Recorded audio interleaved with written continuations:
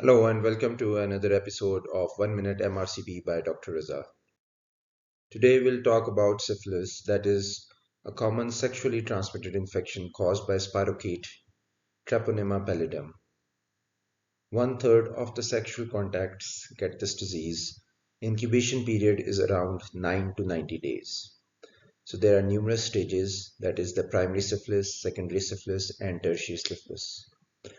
The primary syphilis develops 14 days to 3 months post-exposure. Chancre is the characteristic feature of primary syphilis. It is a painless ulcer at the site of sexual contact. Secondary syphilis develops 1 to 6 months after the contact. It is characterized by fever, malaise, lymphadenopathy, buccal snail track ulcers in around 30% of the patients, that is known as condylomata. Iritis, hepatitis are also common features of secondary syphilis. It is one of the types of early neurosyphilis that is characterized by meningovascular disease. Early neurosyphilis involves small and medium-sized intracranial vessels, and it can present as a stroke involving the middle cerebral artery. In one third of untreated patients, tertiary syphilis develops 15 to 30 years after initial infection.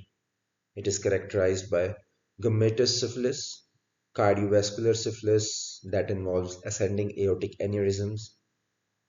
It is also known as late neurosyphilis or general paralysis of the insane that is characterized by gradual onset of confusion, hallucinations, tremors, fits, cognitive impairment, hyperreflexia, Argyll-Robertson pupils, and tabes dorsalis.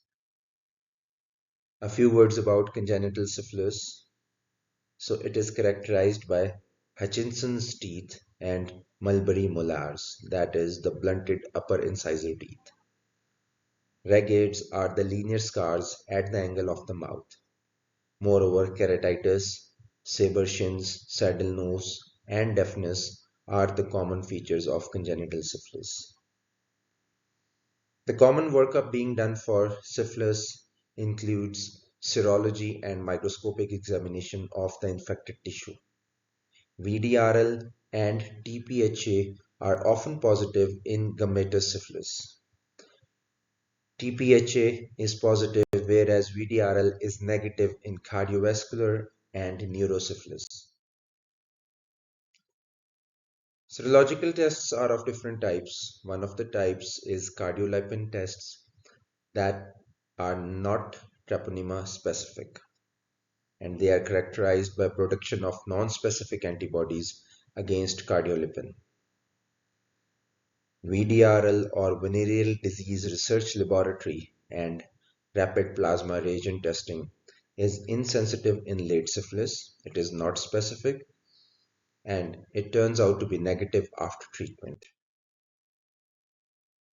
A few words about the causes of false positive cardiolipin tests. It can be due to pregnancy, systemic lupus erythematosus or APLA, tuberculosis, leprosy, malaria, and HIV. There are a few treponema-specific antibody tests, and the common example is TPHA, Treponema pallidum heme agglutination test.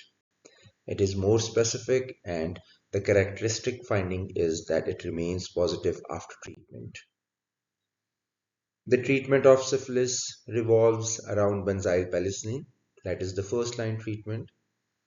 Benzathine penicillin, 2.4 million international units, is usually given as a single dose or two doses 1 week apart. If the patient is penicillin allergic, doxycycline or erythromycin is given. For severe penicillin allergy, a single dose of 2 gram azithromycin is recommended.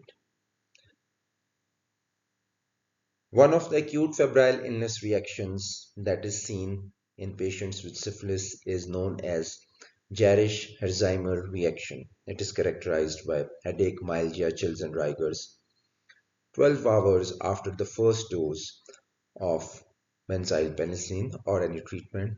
and it resolves within 24 hours. It occurs due to release of endotoxins causing bacterial death. 50% of the patients have primary syphilis, 90%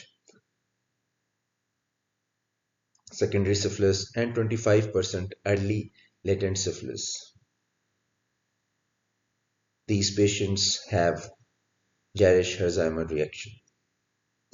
This reaction can also occur in Lyme disease and Q fever. Management is reassurance and paracetamol.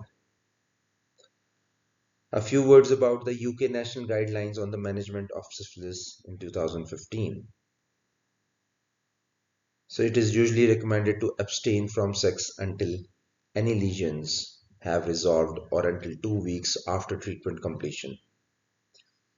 During pregnancy, in the first and second trimester, single dose of benzathine penicillin is usually given. Whereas in third trimester, 2 doses of benzathine penicillin 1 week apart is the treatment of choice for syphilis in pregnancy.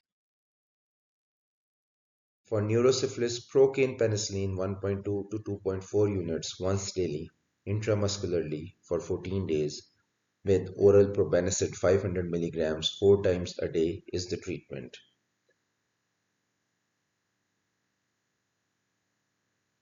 So the tests for monitoring the effect of treatment are the RPR or VDRL test, Treponema enzyme immunoassay EIA or CLIA. They preferably detect both IgM and IgG, and these are the screening tests of choice.